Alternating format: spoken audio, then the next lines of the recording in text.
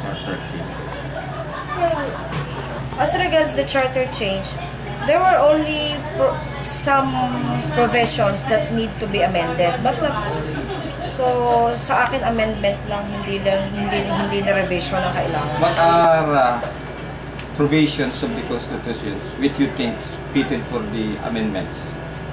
Actually, the provisions pertaining to the exercise of the people of their right of suffrage. Yung sa ng provision ng suffrage Why, natin. madam?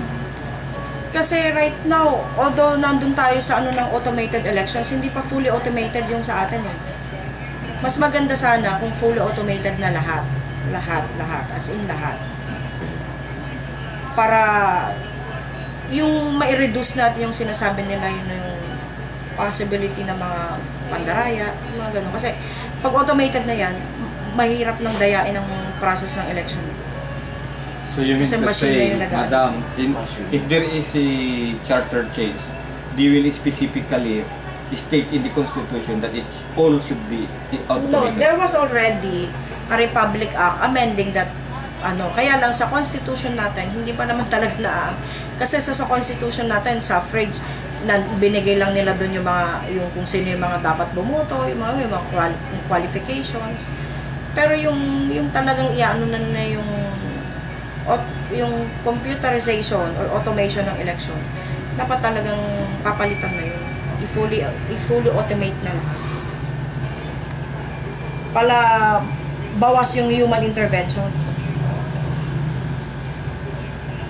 Kasi kadalasan doon nangyayari yung dayaan eh. The more na may human intervention, the more na pumapasok yung dayaan.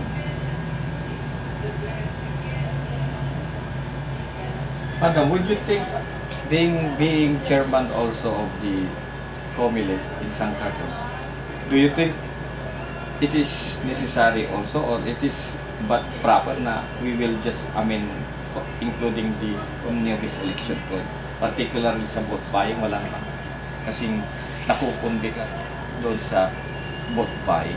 You know, sir, there's nothing wrong with the there's nothing wrong with the omnibus election code. What is wrong is yung mga taong involved. Kasi magpa-file sila ng cases, tapos pag na-file na yung cases, pagtapos ng election, umaatras na. So wala nang witnesses. So it is the Republic Act or the Batas Pambansa bilang 881 has no problem. Wala akong nakikitang problem. It is the people involved again dun sa electoral process.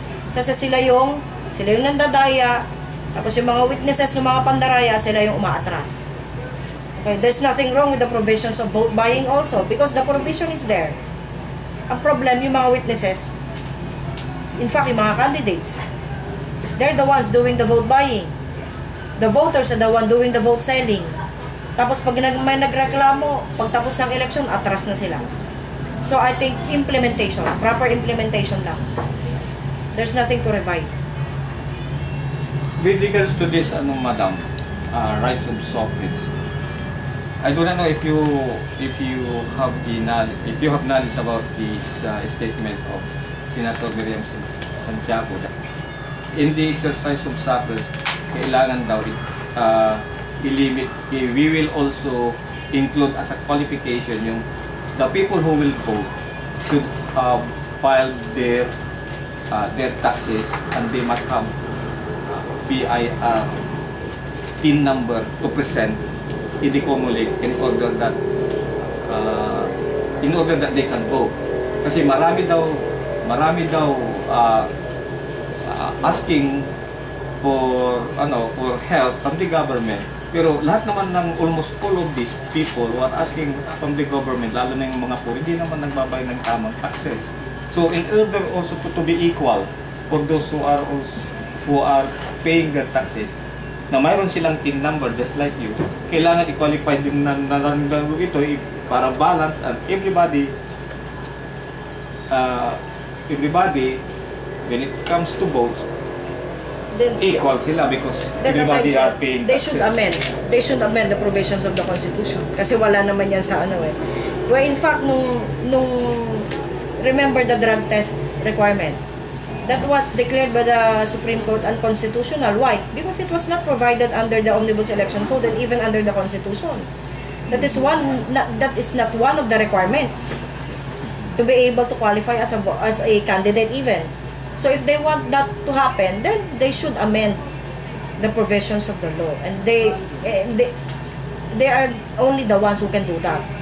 Kasi the COMELEC is merely promulgating rules and regulations to implement the law that they enacted. The COMELEC cannot go beyond that. Because if the COMELEC goes beyond that, then that will be stricken down by the Supreme Court as unconstitutional. That will be declared as unconstitutional. So if they want to amend it, they have to amend the law. Sila mismo ang mag-amend. Nasa power nila yun. Kaya pag sinasabi na, bakit ang COMELEC ganito, ganyan. Eh, ano namin? Dapat daw may drug test para sa mga kandidato kasi maraming mga siraulong kumakandidato, mga drug addict. Oh, ini-require yun ng COMELEC noon, pero dineclare ng Supreme Court as unconstitutional. Why? Because it's not provided under the law. Kasi pag dinagdag mo yun, para mo na rin inamend yung law. So, hindi pwede yun. That is why the COMELEC cannot promulgate rules and regulations beyond what the law provides. So, they have to amend the law. That is why, sabi ko nga, i-amend yung provision ng suffrage. I-amend yung Omnibus Election Code kung kinakailangan. Kasi marami nang dapat i-amend. Eh, yun na nga lang, president nga lang, able to read and write lang ang qualification. Biro mo, yung mga department heads kung ano-anong qualification ang hinahanap sa amin, tapos yung presidente, able to read and write. Nasa naman yung, doon, hustisya. Diba? So, dapat dagdagan din nila.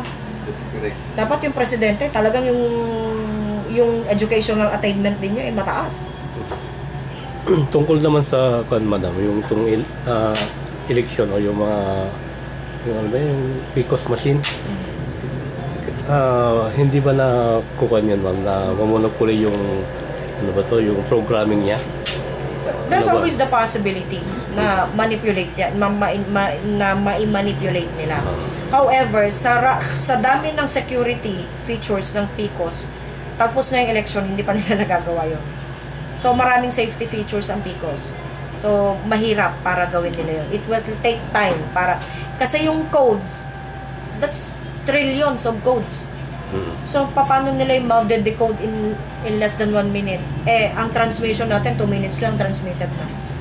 Pero yung sino po ang humawak ng mga source code? Isa lang ba ang humawak ng source code mo? No? Yung programmer lang ba ng PCOS? O? Yes. Tapos yung mga source codes naka-deposit sa central bank. So, unless mapasok nila yung central bank, which is I think very difficult.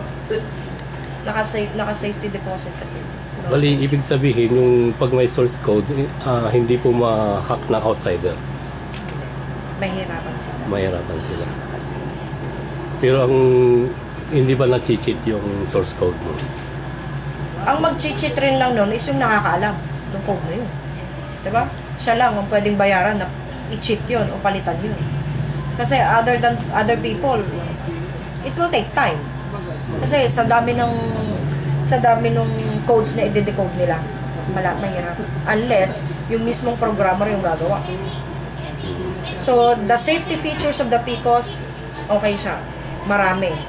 Mahirap nilang yun, itamper. Itong susunod na eleksyon, madam, paano ba natin maiwasan yung mga hackers at mga insider na hackers? Yung mga hackers naman, they will do their best para i-hack yan. Pero sabi ko nga, mahirap kasi nasa safety deposit box yan. Tapos, even yung programmer, syempre, he's under contract not to reveal. Diba? So, kung kung marireveal man yan, kung magli-leak yan, sila rin ang gagawa niyan. So, mahirap talaga. Pero yung programmer, madam, ilan ba yung naka-monitor doon? Isa lang bang tao? Hindi ko alam yung nila yun. Kasi hindi na rin naman dinedevouch sa amin yung mga ganyang info. Po.